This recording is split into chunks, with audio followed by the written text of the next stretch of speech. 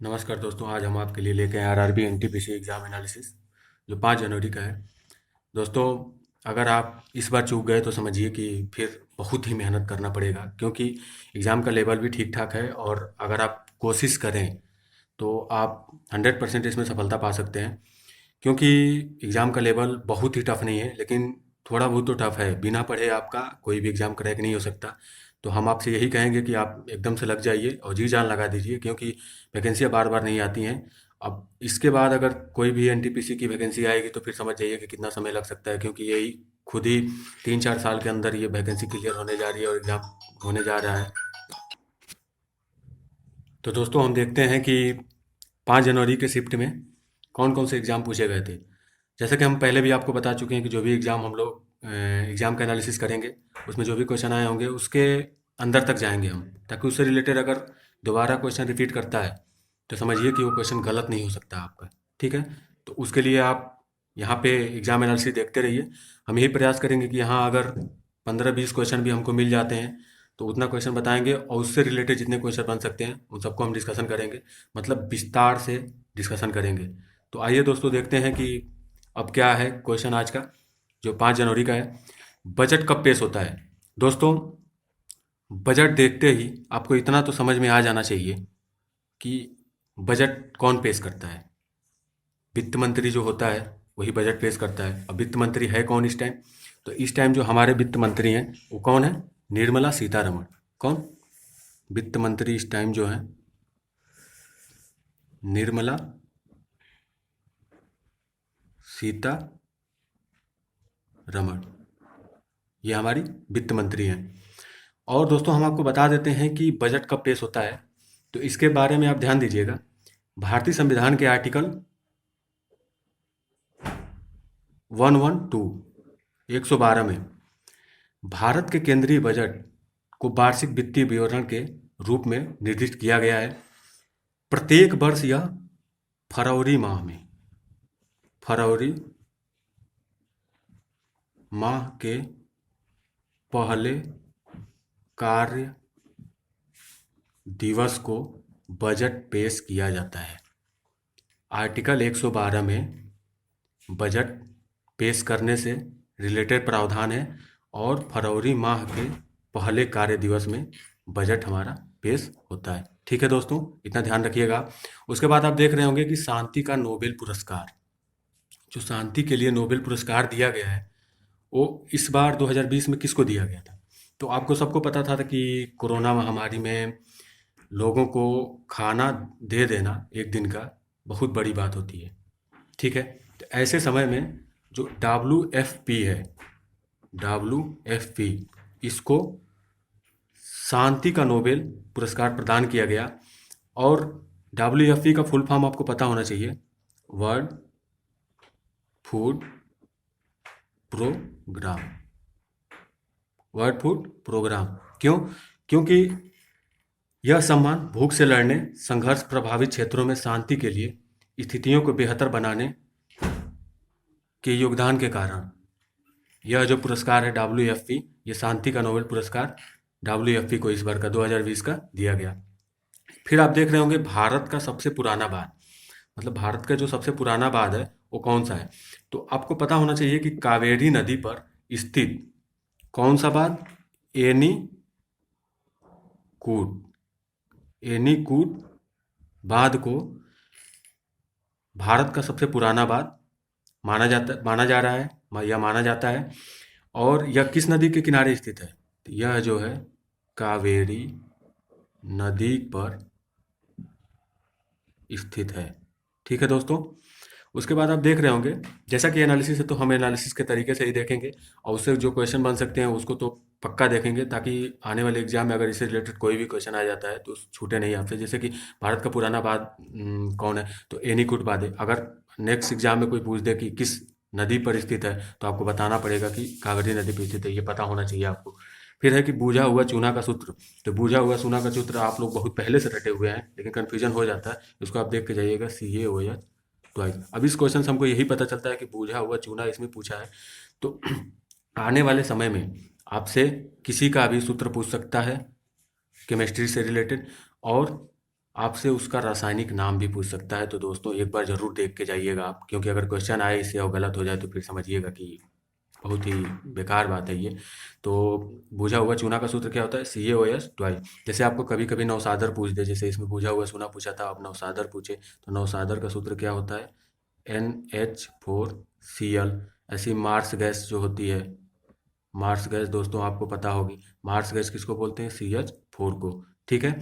और जो नवसादर होता है इसका रासायनिक नाम क्या होता है? Ammonium chloride. ठीक है। NH4 अमोनियम हो गया और CH क्लोराइड हो गया। ऐसे आपको हर एक क्वेश्चन के बारे में डिटेल पता करके ही जाना है आपको एग्जाम हॉल में। एग्जाम हॉल से में जाने से पहले आपको हर एक चीज़ पता होनी चाहिए, और कॉन्फिडेंस लेवल अपना गिरने ना दो दोस्तों, क्योंकि कॉन्फिडेंस लेवल आपका गिर गया तो फिर समझिए कि एग्जाम वैसे ही खराब चला जाएगा।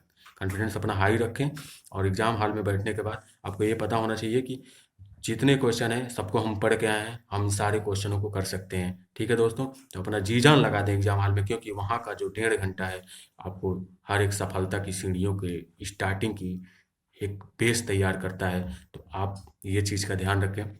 फिर है अंतर्राष्ट्रीय नृत्य दिवस। अब देखिए, रेलवे का एग्जाम हो उसमें कोई दिवस ना पूछे, ऐसा हो ही नहीं सकता है। इसलिए आप अंतर्राष्ट्रीय लेवल के जितने भी दिवस हैं, और भी जो दिवस हैं उनको देख के जाइए। तो अंतर्राष्ट्रीय नृत्य दिवस जो मनाया जाता है वो आपका मनाया जाता है 29 अप्रैल को। कब? 29 अप्रैल, अंतर्राष्ट्रीय नृत्य दिवस। ठीक है दोस्तों। फिर है कि केसर। केसर का राज्य कौन सा है, या कौन सा ऐसा राज्य है जहाँ केसर पाया जाता है? तो कौन सा राज्य है? आप सबको पता होगा, जम्मू एंड कश्मीर।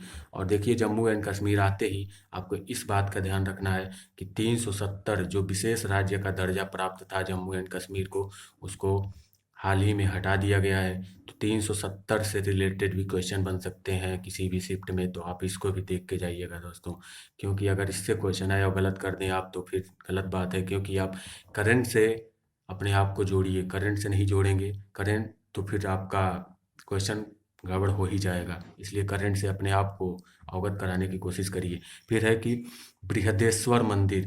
बृहदेश्वर मंदिर, बृहदेश्वर मंदिर कहाँ है? तमिलनाडु के, तमिलनाडु में। ठीक है, बृहदेश्वर मंदिर कहाँ है? तमिलनाडु में। और आपको एक बात और ध्यान रखनी है कि तमिलनाडु में जो बृहदेश्वर मंदिर है, इसको यूनेस्को ने विश्व धरोहर घोषित किया। यूनेस्को ने विश्व धरोहर घोषित किया है। ठीक है दोस्तों। उसके बाद है कि महाराष्ट्र के गवर्नर। तो देखिए दोस्तों, जैसा कि हम पहले भी बता चुके हैं कि कोई भी शिफ्ट हो, अगर किसी में ना आए वो अलग बात है, लेकिन रेलवे के एग्ज़ाम में राज्य और राज्यपाल, ठीक है, और वहाँ के CM, इससे रिलेटेड कोई भी क्वेश्चन आपको आएगा। तो 28 राज्य हैं, और 28 मुख्यमंत्री, और 28 उसके गवर्नर। तो आप इसको एक बार ज़रूर देख के जाएं दोस्तों, क्योंकि बहुत ही बदलाव होते जा रहे हैं हमारे गवर्नरों में स्टेट के। तो उसको आप देख के ज़रूर जाएं, ताकि कोई भी क्वेश्चन आए इससे तो गलत ना हो। क्योंकि पिछली बार भी जब ग्रुप डी का एग्ज़ाम हुआ था रेलवे का, तो उसमें भी राज्य, राज्यपाल और गवर्नर से रिलेटेड क्वेश्चन आए थे। तो इस बार भी आप देख के जाएंगे, राज्य, राज्यपाल और गवर्नर से रिलेटेड जितने भी क्वेश्चन आए उसको आप कर सकें आराम से। जैसे महाराष्ट्र के गवर्नर, तो महाराष्ट्र के गवर्नर इस टाइम कौन है? इस टाइम है भगत सिंह कोश्यारी। कौन है? भगत सिंह कोश्यारी। गोपाल कृष्ण गोखले के गुरु। तो गोपाल कृष्ण गोखले के गुरु आप सबको पता होंगे कौन है? MG, MG Ranade. रानाडे। ठीक है, इनका पूरा नाम क्या है? महादेव गोविंद रानाडे। महादेव गोविंद रानाडे। दोस्तों अगर आपको थोड़ी वीडियो स्लो लग रही हो तो आप इसको स्पीड में करके देखें, ताकि ये एनालिसिस है, एनालिसिस की तरह ही आप 10-15 मिनट में इसको ख़त्म कर सकें। क्योंकि हम नहीं चाहते कि आप ज़्यादा से ज़्यादा समय हमारे एनालिसिस पे गवाएं, क्योंकि इस टाइम एग्जाम चल रहा है। आप बस ये देखें कौन सा क्वेश्चन आ रहा है, इससे रिलेटेड कौन सा क्वेश्चन आ सकता है अगले एग्जाम में, फिर आप उस हिसाब से अपनी तैयारी को आगे तक बढ़ाएँ। फिर है दोस्तों कि हीरे की खान है। तो हीरे की खान कहाँ पे? पन्ना।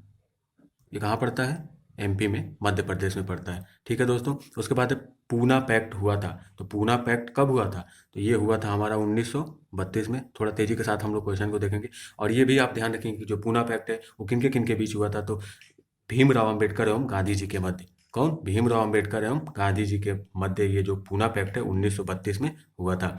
उसके बाद है कि एफटीपी का फुल फॉर्म। जैसा कि दोस्तों हम पहले भी आपको बता चुके हैं कि कंप्यूटर से रिलेटेड फुल फॉर्म या कोई भी फुल फॉर्म आपको एक जरूर ही तैयार करके जाना है। किसी किसी शिफ्ट में तो दो दो फुल फॉर्म पूछ रहा है दोस्तों, इसलिए आपको फुल फॉर्म को भी तैयार करके जाना है। तो एफटीपी का जो फुल फॉर्म होता है क्या होता है? File transfer protocol. File transfer protocol. ठीक है दोस्तों। फिर आगे देखेंगे आप गोवा के मुख्यमंत्री। देखिए दोस्तों, गोवा के मुख्यमंत्री, पीछे अभी महाराष्ट्र का गवर्नर पूछा था, यहाँ पे गोवा के मुख्यमंत्री पूछा है। तो गोवा के मुख्यमंत्री कौन है? गोवा के मुख्यमंत्री हैं हमारे प्रमोद सावंत जी। ठीक है, ये कौन है? गोवा के मुख्यमंत्री हैं। तो दोस्तों, आपको हर एक राज्य के राज्यपाल और वहाँ के जो मुख्यमंत्री हैं उसको देख के जाना है। फिर आपका है ब्रांड एम्बेसडर। ठीक है दोस्तों, तो ब्रांड एम्बेसडर से भी क्वेश्चन पूछे जा रहे हैं। तो दोस्तों, आप ब्रांड एम्बेसडर से क्वेश्चन जितने बन सकते हैं उन को तैयार करके जाएं आप।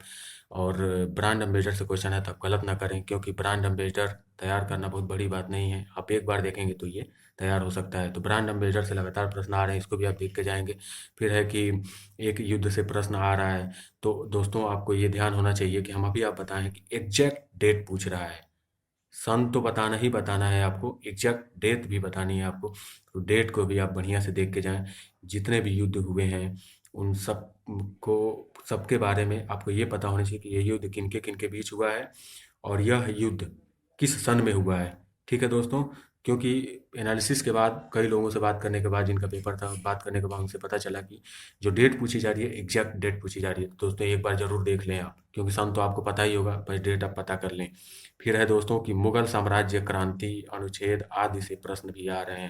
तो मुगल साम्राज्य जैसे बाबर, अकबर, हुमायूं, इनसे रिलेटेड क्वेश्चन आ रहे हैं। और क्रांति, जितनी भी प्रकार की क्रांति हैं, जैसे श्वेत क्रांति किसकी वजह से, किसके लिए जानी जाती है, नीली क्रांति किसके लिए जानी जाती है, तो इन सबको आपको पता करके जाना है। अनुच्छेद से भी क्वेश्चन आ रहे हैं दोस्तों, तो अनुच्छेद को भी आपको देख के जाना है। ठीक है दोस्तों, क्योंकि अगर अनुच्छेद से क्वेश्चन आए और गलत हो जाए तो फिर गलत बात है, क्योंकि अनुच्छेद हम लोग हमेशा पढ़ते रहते हैं। तो उसको एक बार बढ़िया से देख के जाइए। और ख़ास करके जो मूल अधिकार हैं, मूल अधिकार कितने हैं? 6। पहले 7 थे, अभी कितने हैं? 6। संपत्ति का अधिकार हटा के कानूनी अधिकार बना दिए गए, आपको ध्यान होना चाहिए। तो 6 मूल अधिकार और उनके अनुच्छेद कौन कौन से हैं, ये आप बढ़िया से तैयार करके जाइएगा। और है कि खिलाफत आंदोलन। देखिए, खिलाफत आंदोलन, तो खिलाफत आंदोलन कब हुआ था? 1919 में। खिलाफत आंदोलन 1919 में। फिर है मोपला विद्रोह। तो मोपला विद्रोह कब हुआ था? 1921 में। 1921 में मोपला विद्रोह हुआ था। दोस्तों, इसके बारे में हम आपको बता दें कि विनायक दामोदर सावरकर ने मोपला नामक उपन्यास की रचना की है। तो अगर किसी शिफ्ट में आपको मिले कि मोपला नामक उपन्यास की रचना किसने की है, तो आप ये भी बताएंगे वहाँ पे कि कौन किए थे। ये किए थे विनायक दामोदर सावरकर ने। फिर है दोस्तों कि सीएए। अब दोस्तों, सीएए, इससे तो आप लोग अवगत ही होंगे। तो सीएए के से रिलेटेड अगर कोई क्वेश्चन आता है तो इसको आप जरूर सही करेंगे। सीएए की फुल फॉर्म क्या होती है? Citizenship citizenship amendment act. ठीक है दोस्तों, इसकी फुल फॉर्म ये हो गई। इसके बारे में हम थोड़ा आपको बता देते हैं कि नागरिकता संशोधन कानून। तो जो नागरिकता संशोधन कानून है, सीएए की मदद से पाकिस्तान, अफगानिस्तान, बांग्लादेश, मतलब कि भारत से पड़ोसी देश जितने भी हैं, वहाँ से धार्मिक उत्पीड़न के कारण वहाँ से जो लोग भाग कर आए, जैसे हिंदू, ईसाई, सिख, पारसी, जैन और बौद्ध, इन धर्मों के लोगों को भारत की नागरिकता दी जाएगी। इससे रिलेटेड हमारा सीएए है, जो अभी बहुत ही चर्चा में रहा है। ठीक है दोस्तों, तो आप इतना देख के जाएं। अब जैसे ही नेक्स्ट शिफ्ट का हमें एनालिसिस क्वेश्चन मिलता है तो हम आपका उसका एनालिसिस जरूर कराएंगे। एनालिसिस आप देखते जाएं, और इससे आप पता कर सकते हैं कि कहाँ कहाँ से क्वेश्चन आ रहे हैं। तो अपने आप को उस क्षेत्र में जाके और थोड़ा बहुत उसके नॉलेज लेके उसकी पढ़ाई कर सकते हैं। इस टाइम तो आपका जो पहले का पढ़ा हुआ वही काम में आएगा, बस आपको रिवाइज करना है थोड़ी बहुत। तो दोस्तों, मिलते हैं फिर अगले शिफ्ट में। जय हिंद, जय भारत दोस्तों।